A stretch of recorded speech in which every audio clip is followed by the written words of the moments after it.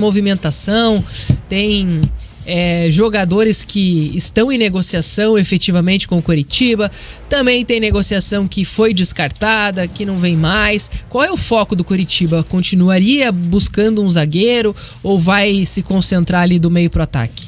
Exatamente, Jana. Ontem a gente trouxe aqui no Bate Pronto Coritiba a informação do interesse do Coritiba pelo zagueiro Anderson Jesus, que atua no Vizela, lá de Portugal. Só que ele foi descartado pela diretoria. Por quê? Segundo o jornal Record de Lisboa, tem o nome da firma ainda, o jornal, que bonito, né?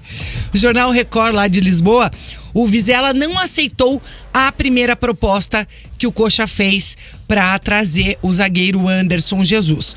Por que o Anderson Jesus estava sendo procurado? A gente trouxe também a informação do interesse no Felipe Luiz. Como eu já adiantei ontem, a negociação com o Felipe Luiz, que é zagueiro do Santos, ele que hoje atualmente é reserva do Maicon, essa negociação está em andamento. Tá? Hoje a gente não teve nenhuma novidade sobre isso, mas de acordo com o empresário do zagueiro Felipe Luiz, essa negociação está acontecendo, esta tratativa. Por que o Coxa está buscando? Porque o Coxa busca elevar a altura, a estatura média do seu sistema defensivo. Porém, como a gente até trouxe essa pulga ontem, né? A gente falou desses dois zagueiros que estavam interessando ao Coritiba. E aí a gente até discutiu aqui no Bate Pronto. Opa, mas peraí, tem dois piá do Couto Pereira que jogaram no final de semana, jogaram sábado, agradaram e muito o treinador, foram muito elogiados pelo técnico Antônio Carlos Zago. Será que a zaga é a prioridade do Verdão nesse momento? A gente levantou essa bola ontem aqui no Bate Pronto Coritiba. E aí o Coritiba falou, não, peraí, vamos dar uma segurada, a gente até quer um zagueiro para reforçar, mas não passa a ser mais a prioridade do Verdão nesse momento. O CEO do Coritiba, o Carlos Amodeu, na semana passada, quando ele foi apresentado oficialmente, eu quero relembrar aqui o torcedor, o nosso ouvinte Coxa Branca, quais as três características, quais os três requisitos que os reforços que o Coritiba devem trazer, devem ter. Palavras do Amodeu, tá? Vamos só relembrar o que ele falou naquela entrevista coletiva. São jogadores que elevem a qualidade técnica em relação ao grupo atual. São jogadores que melhorem o biotipo físico da equipe e a intensidade de jogo. Então, quando eu falei agora há pouco com relação à altura dos zagueiros que estão sendo procurados, entra nesse quesito aqui de melhorar o biotipo físico.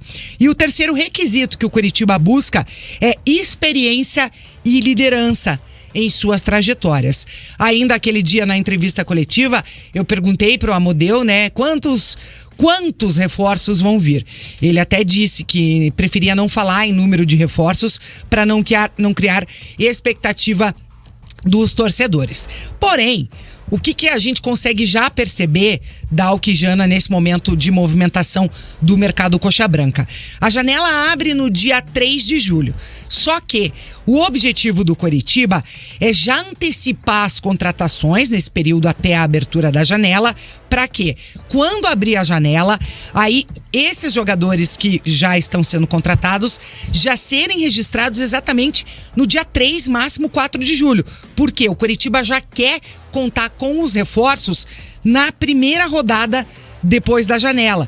Então, até o Amodeu disse que 70% a 80% das contratações do Coritiba devem estar fechadas até o dia 3 de julho. Muito importante que isso aconteça, porque o Coritiba precisa, né, se essa dependência do Zago por reforços, que ele não consegue fazer nada de diferente com o time que ele tem em mãos, precisa ser assim. Porque senão você vai perder muito tempo. Claro. Se for esperar durante a janela para fazer contratações, você vai escrever o cara quando? Dia 20 porque de julho. assim, o jogador ele pode inclusive já começar a treinar com o time, né? Exato, que nem pode, tá acontecendo com o Esquivel. Exatamente, ele pode já estar treinando e aí a hora que ele tiver regularizado, ele já pode colocar pra jogar. Eu citei isso ano passado, né? O Gabriel no Coritiba foi assim. O Gabriel chegou muito antes da inscrição, né? Ele só não estreou praticamente um dia depois do início da janela, porque ele se machucou. Ele teve a lesão no tornozelo, voltou, foi reserva um jogo e depois ele assumiu a titularidade do Alex Muralha. E ainda levando em conta que o Coxa, o Amodeu também não escondeu que a prioridade são os reforços estrangeiros, especialmente da América do Sul, aí cai naquilo que a gente falou ontem. Tem que agilizar por conta da documentação, do visto de trabalho. Tudo isso é muito mais complicado quando se traz um jogador estrangeiro. Ainda falando mais um pouquinho do mercado, do entra e sai, chega e sai, ontem circulou até o nosso querido narrador da Jovem Pan News lá de Floripa, o Pepe entrou em contato comigo para saber com relação à devolução, entre aspas, do William Potker do Coritiba para o Avaí. A gente lembra que o William Potker foi afastado do time do Coritiba dia 23 de maio, ele e o chancelor, e aí eu entrei em contato hoje pela manhã com a assessoria de imprensa do Coritiba para perguntar especificamente sobre esses dois jogadores. A resposta que eu tive foi: pode ser, mas ainda não há nada definido. Esse pode ser, entrega bastante coisa. Pode ser, sim. Pode ser, sim, vai acontecer em algum momento. Pode ser, não é um não, né? a assessoria do clube, não pode vai ser, travar. não é um não, né? Não é um não. Porque se não houvesse a possibilidade, não vai. Mais e do o que Chancellor podendo ir também, né? Isso. Mas não tem mais não tem intenção mais de clima, jogar, não tem clima, enfim. Certamente deve retornar, né? Então, essa ida, né, do Potker e do zagueiro Chancellor pode acontecer a qualquer momento, esse empréstimo dos dois jogadores ao Avaí. E o João Vitor tá falando aqui, ó, um dia tá atrás de zagueiro, no outro dia não precisa mais. O André Ramiro. O Coxa tá bem de zaga, tem que contratar meio campo e atacante, principalmente por causa do Manga, né? E ainda falando de zagueiro do Coritiba, o SofaScore divulgou a seleção da Copa do Mundo Sub-20 desse torneio, né?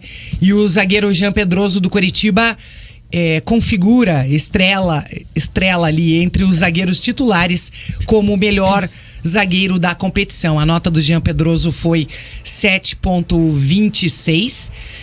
Dos 11 jogadores eleitos pelo SofaScore como a seleção da Copa do Mundo, a gente tem de brasileiros o Jean Pedroso, acho que é Marcelo Gomes, né? Matheus Gomes. Matheus Gomes.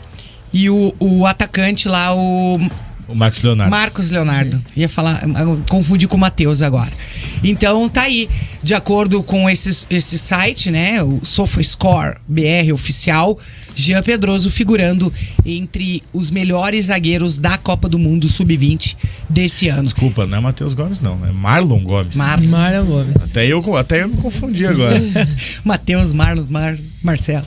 Então tá aí, Jean Pedroso figurando entre os titulares com uma nota média de 7,26. É um ativo do clube, né? Do Coritiba. É um jogador que ainda tem muito que... Valorizou.